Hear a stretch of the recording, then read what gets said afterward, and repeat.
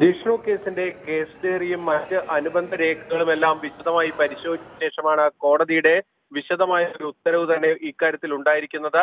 ഈ കേസിൽ ആത്മഹത്യാ പ്രേരണ കുറ്റവും അതോടൊപ്പം തന്നെ IPC 384 വകുപ്പ് പ്രകാരമുള്ള തടഞ്ഞുവെച്ച് പണം അപഹരിക്കൽ തുടങ്ങിയ കുറ്റങ്ങളും നിലനിൽക്കുന്നതല്ല എന്ന് കോടതി കണ്ടെത്തുകയും ചെയ്തിരിക്കുന്നു എന്നതാണ് ഏറ്റവും പ്രധാനപ്പെട്ട വസ്തുത. നേരത്തെ പി കൃഷ്ണദാസിന് മുൻകൂർ ജാമ്യം നൽകിക്കൊണ്ടുള്ള കോടതി ഉത്തരവിൽ ആത്മഹത്യാ പ്രേരണ കുറ്റം ഈ കേസിൽ നിലനിൽക്കില്ല എന്ന കണ്ടെത്തൽ കോടതിയുടെ ഭാഗത്തു നിന്ന് ഉണ്ടായിരുന്നു. എന്നാൽ ഇന്ന് കോടതി കേസ് അടക്കമുള്ള രേഖകൾ വിശദമായി പരിശോധിച്ച ശേഷം ഇക്കാര്യത്തിൽ മറ്റു വകുപ്പുകൾ കൂടി സംശയം പ്രകടിപ്പിക്കുന്ന സാഹചര്യമാണ് ഉണ്ടായിരിക്കുന്നത്.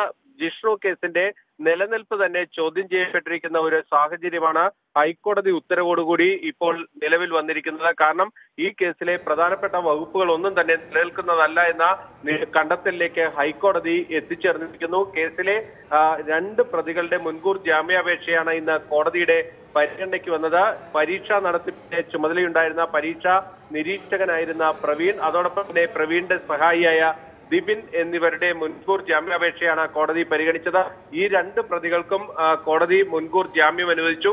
ഇവരെ ജയിലിലടയ്ക്കേണ്ട ഒരു സാഹചര്യവും ഈ കേസ് രേഖകൾ പരിശോധിച്ചതിൽ നിന്ന് കണ്ടെത്താൻ കഴിഞ്ഞിട്ടില്ല എന്ന് കോടതി ചൂണ്ടിക്കാണിച്ചു. അതോടൊപ്പം തന്നെ ഈ 2 പ്രതികളിൽ ദിബിന്റെ കാര്യത്തിൽ ഈ കേസുമായി ബന്ധപ്പെട്ട ഒരു ബന്ധവും ഈ പ്രതിയുമായി ബന്ധപ്പെട്ട് കണ്ടെത്താൻ കഴിഞ്ഞിട്ടില്ല എന്നും കോടതി വ്യക്തമാക്കി. കാരണം ഈ സംഭവം നടക്കുമ്പോൾ ഈ സംഭവ സ്ഥലത്ത് ഇയാൾ ഉണ്ടായിരുന്നു അപ്പുറത്തേക്ക് മറ്റൊരു പങ്കും ഈ പ്രതിക്കുള്ളതായി ഈ രേഖകളിൽ നിന്ന് വ്യക്തമാകുന്നില്ല എന്നും കോടതി വ്യക്തമാക്കിയിട്ടുണ്ട്. അതോടൊപ്പം തന്നെ ഈ കേസിൽ ഈ ദിബിനെയും അതോടൊപ്പം തന്നെ പ്രവീണിനെയും 1 മണിക്കൂർ വീതം ചോദ്യം ചെയ്യാനുള്ള അനുമതിയാണ് കോടതിയുടെ ഭാഗത്ത് നിന്ന് ഉണ്ടായിരിക്കുന്നത്. അത് ഈ കേസിൽ ജിഷ്ണുവിൽ നിന്ന് വ്യാജമായ ഒരു ക്ഷമാപണ കത്ത് എഴുതി വാങ്ങിയെന്ന പോലീസിന്റെ കണ്ടെത്തലുമായി ബന്ധപ്പെട്ടുള്ള അന്വേഷണത്തിനാണ് ഇത്തരത്തിൽ ഈ പ്രതികളെ ചോദ്യം ചെയ്യുന്നതിനുള്ള അനുമതി പോലും കോടതി ഈ ഉത്തരവിലൂടെ നൽകിയിരിക്കുന്നത് എന്നതും ശ്രദ്ധേയമാണ്. ഈ കേസുമായി ബന്ധപ്പെട്ട പ്രധാനപ്പെട്ട എല്ലാ സാക്ഷിമൊഴികളും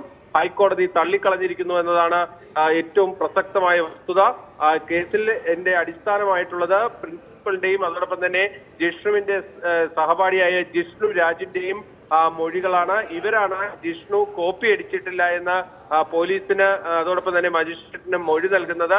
ഈ മൊഴിയുടെ അടിസ്ഥാനത്തിലാണ് ആത്മഹത്യാ പ്രേരണ കുറ്റം ചുമത്തി Nehru group chairman P Krishnadas അടക്കമുള്ളവർക്കെതിരെ പോലീസ് കേസെടുത്തത്. എന്നാൽ ഈ 2 സാക്ഷികളുടെയും മൊഴി വിശ്വാസത്തിലെടുക്കാൻ കഴിയില്ല എന്ന നിലപാടിലേക്കാണ് ഹൈക്കോടതി എത്തിച്ചേർന്നിരിക്കുന്നത്. കോളേജ് പ്രിൻസിപ്പലിന്റെയും സഹപാഠിയായ ജിഷ്ണു രാജിന്റെയും മൊഴികളിൽ വൈരുദ്ധ്യമുണ്ടായെന്ന് കേസ് ഫയൽ പരിശോധിച്ച ശേഷം കോടതി വ്യക്തമാക്കി. ആദ്യ മൊഴിയിൽ പ്രിൻസിപ്പൽ പറഞ്ഞിരുന്നത് ജിഷ്ണുവിന്റെ ഭാഗത്ത് നിന്ന് ചെറിയ തെറ്റുകൾ ഉണ്ടായതായി ജിഷ്ണു തന്നെ തന്നോട് സമ്മതിച്ചു എന്നായിരുന്നു. എന്നാൽ പിന്നീട് ഈ മൊഴി മാറ്റുകയും ജിഷ്ണു കോപ്പി അടിച്ചിട്ടില്ല എന്ന മൊഴി പോലീസിനും അതോടൊപ്പം തന്നെ മജിസ്ട്രേറ്റിന് മുന്നിലും നെഹ്റു കോളേജിന്റെ പ്രിൻസിപ്പൽ നൽകി. എന്നാൽ ഇത്തരത്തിൽ രണ്ടാമത് മൊഴി മാറ്റാനുണ്ടായ സാഹചര്യം സംബന്ധിച്ച് പ്രിൻസിപ്പൽ നൽകിയ വിശദീകരണം ഈ കേസിലെ 1-ാം പ്രതിയും കോളേജ് ചെയർമാനുമായ പി കൃഷ്ണദാസിന്റെ സമ്മർദ്ദത്തെ തുടർന്നാണ് താൻ അത്തരത്തിൽ വ്യാജമായ മൊഴി ആദ്യം നൽകിയത് എന്നതായിരുന്നു. എന്നാൽ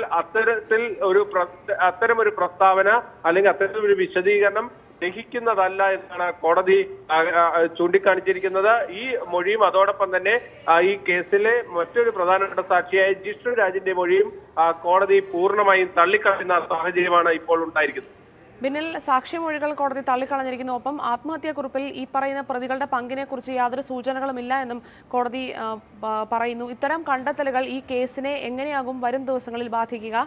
പ്രോസിക്യൂഷനും ജിഷ്ണുവിന്റെ ബന്ധുക്കളും ഇനി അടുത്ത എന്ത് നിയമ നടപടിക്കാകും അവർ ആലോചിക്കുന്നത്? ഈ കേസിനെ പൂർണ്ണമായും ഒരു ദുർബലാവസ്ഥയിലേക്ക് ഹൈക്കോടതിയുടെ ഇന്നത്തെ വിധി പ്രസ്താവം കൊണ്ടെത്തിച്ചിരിക്കുന്നു. കാരണം ഈ കേസിന്റെ രേഖകളെല്ലാം തന്നെ വിശദമായി പരിശോധിച്ച ശേഷമാണ് കോടതി അത്തരത്തിലേക്ക് ഒരു കണ്ടെത്തൽ നടത്തിയിരിക്കുന്നത്. കോടതിയെ സംബന്ധിച്ചിടത്തോളം മറ്റ് പുറത്തു നടക്കുന്ന ഒരു കാര്യവും കോടതിയെ ബാധിക്കുന്നതല്ല എന്ന ഈ കേസിന്റെ പല ഘട്ടങ്ങളിലായി നടന്ന വാദത്തിനിടെയും ഹൈക്കോടതി വ്യക്തമാക്കിയിട്ടുണ്ട്. കോടതി വരുന്ന രേഖകളുടെയും തെളിവുകളുടെയും അടിസ്ഥാനത്തിൽ മാത്രമുള്ള ഒരു വിധി പ്രസ്താവമായിരിക്കും കോടതിയുടെ ഭാഗത്തു നിന്ന് ഉണ്ടാകുകയെന്ന് നേരത്തെ തന്നെ വ്യക്തമാക്കിയിട്ടുള്ളതാണ്. അത്തരത്തിൽ രേഖകളും തെളിവുകളും വിശദമായി പരിശോധിച്ച ശേഷമുള്ള ഒരു വിധി പ്രസ്താവമാണ് കോടതിയുടെ ഭാഗത്തു നിന്നുണ്ടായിരിക്കുന്നത്. ഈ കേസിൽ ഇതുവരെ ആത്മഹത്യാക്കുറിപ്പ് കോടതിയുടെ മുന്നിലേക്ക് എത്തിയിരുന്നില്ല. കഴിഞ്ഞ ദിവസം കേസ് ഡയറിയോടൊപ്പമാണ് ഈ ആത്മഹത്യാക്കുറിപ്പ് കോടതിയുടെ മുന്നിലേക്ക് എത്തിയത്.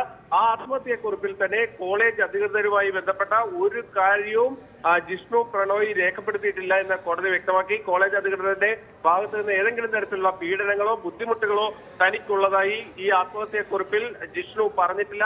ആ കാരണം കൂടി ചൂണ്ടിക്കാണിച്ചുകൊണ്ടാണ് ഈ കേസിൽ ആത്മഹത്യാ പ്രേരണ കുറ്റം IPC 306 പ്രകാരമുള്ള കുറ്റകൃത്യം നിലനിൽക്കില്ല എന്ന കണ്ടെത്തലിലേക്ക് കോടതി എത്തിച്ചേർന്നിരിക്കുന്നത്. ഈ ജിഷ്ണുവിന്റെ ആത്മഹത്യാക്കുറിപ്പും സാക്ഷിമൊഴികളിലെ വൈരുദ്ധ്യവും ഇത് തന്നെയാണ് ഈ കേസിനെ ദുർബലപ്പെടുത്തിയിരിക്കുന്നത്. അതോടൊപ്പം തന്നെ ഈ കേസിന്റെ അനാവശ്യമായ ഇടപെടലുകൾ പോലീസിന്റെ ഭാഗത്തു നിന്നുണ്ടായി.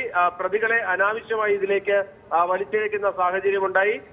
അനാവശ്യമായ വകുപ്പുകൾ ചുമത്തി തുടങ്ങിയ എല്ലാ കാര്യങ്ങളും കോടതി എടുത്തു പറയുകയും ചെയ്തിട്ടുണ്ട്. അതോടൊപ്പം തന്നെ പ്രോസിക്യൂട്ടറെ സംബന്ധിച്ചിടത്തോളം പ്രോസിക്യൂട്ടറാണ് അന്വേഷണ ഉദ്യോഗസ്ഥനെ ശരിയായ ദിശയിലേക്ക് നയിക്കേണ്ടത്. അവർക്ക് ഏതെങ്കിലും തെറ്റുകൾ സംഭവിച്ചാൽ അത് ചൂണ്ടിക്കാണിക്കാനുള്ള ബാധ്യത പ്രോസിക്യൂട്ടർക്കുണ്ട് എന്ന കാര്യവും കോടതി ഓർമ്മപ്പെടുത്തുകയുണ്ടായി. സർക്കാർ സംവിധാനത്തിന്റെ ഭാഗമായി നിൽക്കുകയും എന്നാൽ സർക്കാരിനോട് കൂറു കാണിക്കുകയും ചെയ്യാത്ത ചില ഉദ്യോഗസ്ഥരുടെ നടപടിക്രമത്തിന്റെ ഭാഗമായിട്ടാണ് ഇതൊക്കെ സംഭവിച്ചുകൊണ്ടിരിക്കുന്നത്. ഞങ്ങൾ ഗുരുതരമായ ആരോപണമാണ് ഈ സർക്കാർ അഭിഭാഷകരിലെ ചിലർക്കെതിരെ ഉന്നയിച്ചിട്ടുള്ളത്. അത് പരിശോധിച്ചാൽ നിങ്ങൾക്കത് മനസ്സിലാകും. ഈ ഘട്ടത്തിൽ ഞാൻ അത്തരമൊരു വിവാദത്തിന് നിൽക്കുന്നില്ല.